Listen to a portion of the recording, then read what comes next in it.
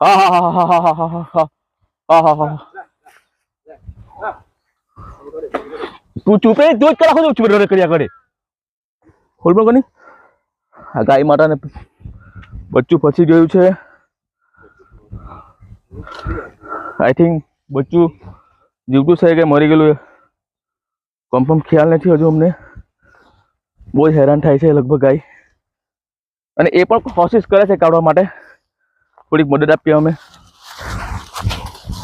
હા અરે તને મેં બચાવ્યો મારી બેન. હા હા હા હા હા હા હા હા હા.